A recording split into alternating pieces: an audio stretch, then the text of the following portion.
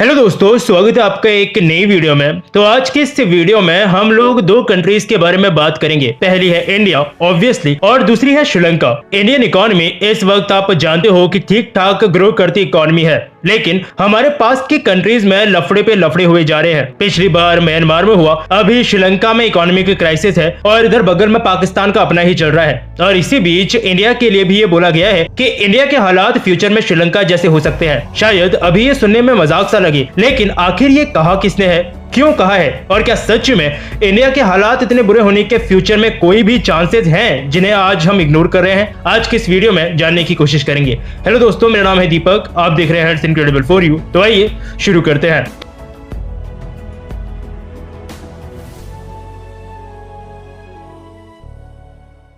तो अब सबसे पहला सवाल आता है कि आखिर क्यों इंडिया इन सब मामलों में अपने आप आगे आ जाता है। कहीं कुछ भी लफड़ा हो, 2 दिन बाद सुनने के लिए मिलता है कि भैया फ्यूचर में इंडिया में भी हो सकता है। तो ये एक्चुअली में इंडिया के लिए क्यों बोला जा रहा है, ये तब तक आपको समझ में नहीं आएगा जब तक आपको ये नहीं पता चलेगा कि श्रीलंका में क्या हो रहा है। तो श्रीलंका के हालात इस समय बहुत बुरे हो चुके हैं, इतने बुरे कि वहां पर 1 किलो चीनी 200 रुपए और दूध आधा लीटर लगभग 1000 रुपए का मिल रहा है। वहाँ बच्चों के एग्जाम कैंसिल करने पड़े हैं क्योंकि कंट्री के पास पैसा ही नहीं है कि बच्चों के एग्जाम करा सके। यानी ये एक बहुत बड़ा इकोनॉमिक क्राइसिस बन चुका है। और आया क्यों है कंट्री में? पॉलिटिक्स की वजह से। और इसीलिए काफी सारे बड़े ब्यूरोक्रेट्स ने प्रधानमंत्री मोदी को चेतावनी दी है कि ये कल इंडिया के साथ भी हो सकता है। क्यों?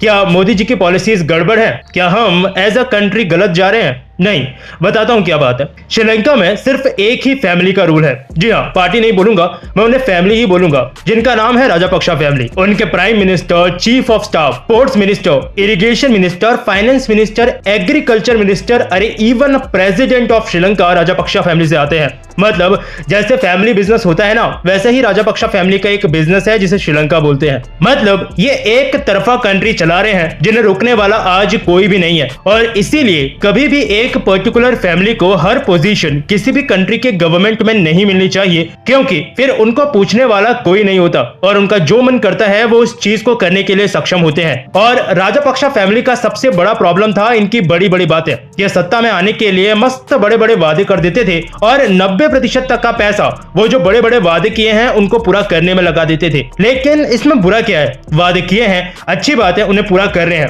लेकिन वो वादे ऐसे थे जो सामने से तो मीठे दिखते थे, लेकिन लॉन्ग टर्म में श्रीलंका को बहुत बड़ा नुकसान पहुंचाने वाले थे। जैसे 2019 में प्रेसिडेंट जो है वहां के, यानी गोटाबाया राजापक्षा, इन्होंने टैक्स कटिंग अनाउंस किया। इन्होंने बोला कि भैया वेट 15% जो देते हो आप वो मत दो, बस 8% ही ठीक है। इनकम टैक्स वो भी हमें ज्यादा नहीं चाहिए। सेल्स टैक्स अरे वो भी कम कर देते हैं। अरे भाई सब कुछ ही कम कर दोगे तो गवर्नमेंट पे पैसा कहां से आएगा? और वो फटका इनको कुछ टाइम बाद पड़ा जब जीडीपी 3.5% से गिर गई। करंट अकाउंट डेफिसिट और फिजिकल डेफिसिट काफी बढ़ गया। यानी वहां के लोगों को जो खुशी मिली छोटे से समय के लिए कि उन्हें अब कम टैक्स देना है, उसकी कीमत यह रही कि इकोनॉमी गिरा दी गई। और इंडिया के अंदर भी ऐसे बहुत से लोग हैं और पार्टीज हैं जो फ्री के लिए बहुत कुछ करते हैं। दिल्ली में रहता हूं मैं, अभी आप समझ जाओ। खैर, फ्री से दिक्कत नहीं है, मेन दिक्कत हमें क्या हो सकती है वो बताता हूं। लेकिन उससे पहले उसकी बात करते हैं जो बॉल राजापक्षा फैमिली ने फेंकी और उसने श्रीलंका की पॉपुलेशन का सर फोड़ दिया। पिछले साल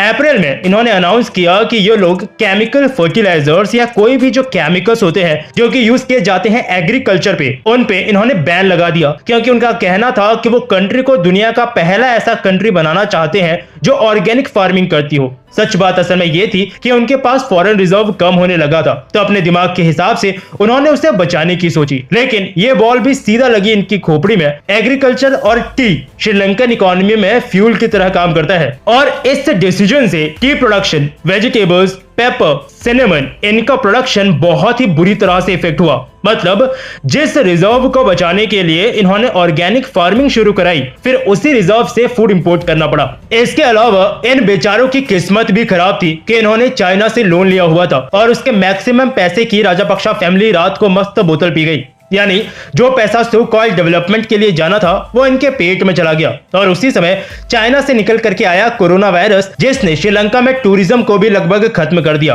और आज अब इन सब गवर्नमेंट की गलत पॉलिसीज, फैमिली का करप्शन, मुफ्त की चीजों की वजह से आज श्रीलंका उस हालत में है कि मैक्सिमम लोग जो कैपेबल हैं वो कंट्री छोड़ के बाहर जा रहे हैं और काफी प्रोटेस्ट हो रहा है गवर्नमेंट को हटाने के लिए। और यही बात कुछ ब्यूरोक्रेट्स ने जस्ट हफ्ते भर पहले पीएम मोदी को भी बताई है कि इंडिया के अंदर भी कुछ ऐसे नमूने हैं जो बिना चीजों को एनालाइज किए सिर्फ इलेक्शन के जोश में लोगों को वादा कर देते हैं कि ये भी फ्री दे देंगे, एक गर्लफ्रेंड भी दे देंगे, 1000 रुपया भी दे देंगे, जबकि स्टेट होता है काफी कर्जे में। जिस वजह से ये वार्निंग है कि अगर ऐसा ही रहा और स्टेट्स गवर्नमेंट जितना पैसा उन्हें मिल रहा है उससे ज्यादा देने लगी तो ये श्रीलंका के रास्ते पर ही चल पड़ेंगे। उनका फॉरेन रिजर्व कैसे खत्म हुआ? क्योंकि इंपोर्ट एक्सपोर्ट से बहुत ज्यादा था। इसके बाद में पीएम मोदी को यह भी बताया गया कि अभी भी कुछ स्टेट्स हैं जिनके अनाउंसमेंट्स और स्कीम्स आज के सिनेरियो के हिसाब से बहुत ही ज्यादा इकोनॉमिकली अनस्टेबल है।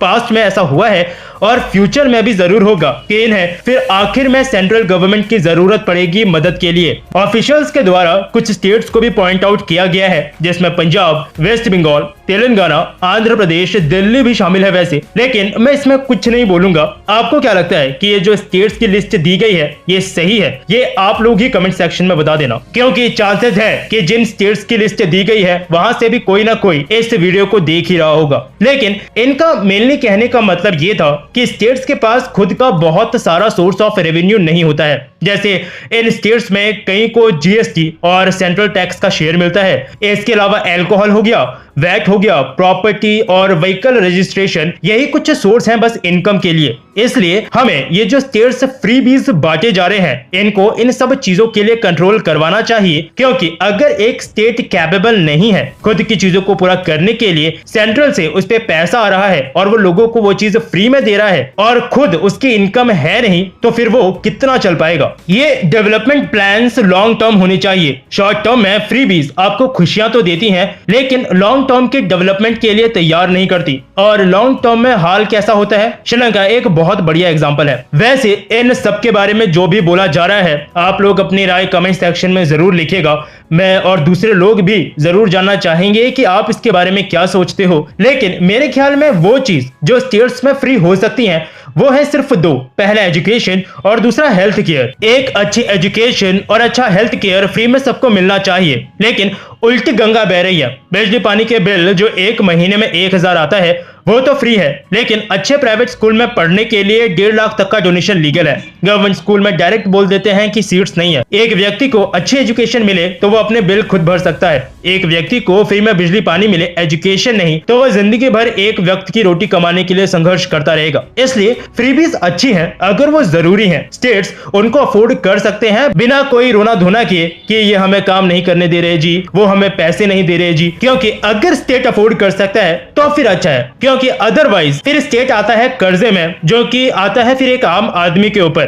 तो देखो, वीडियो का टारगेट किसी पर्टिकुलर पॉलिटिकल पार्टी को टारगेट करना नहीं है। मोदी जी की जो भी बातें हुई सेक्रेटरीज के साथ वो मैंने आपको बता दिया, और जो लिस्ट उन्होंने स्टेट्स की दी थी वो भी। अब आपने बताना है कि क्या ये सही है? जो बातें यहाँ पर हुई हैं इनमें सच में लॉजिक है या फिर सिर्फ पॉलिटिकल मूव है जिस पे अभी की मौजूदा गवर्नमेंट भी अपना हाथ धो रही है श्रीलंका के कंडीशंस का फायदा उठाते हुए। तो बस अभी के लिए इस वीडियो में इतना ही। अपनी राय जो भी आप सोचते हो नीचे कमेंट सेक्शन में जरूर लिखिएगा। वीडियो पसंद आई हो तो लाइक और शेयर जरूर कीजिएगा। फिर मिलूंगा आपसे एक और नए इंटरेस्टिंग टॉपिक की एक नई वीडियो के साथ। तब तक के लिए अलविदा।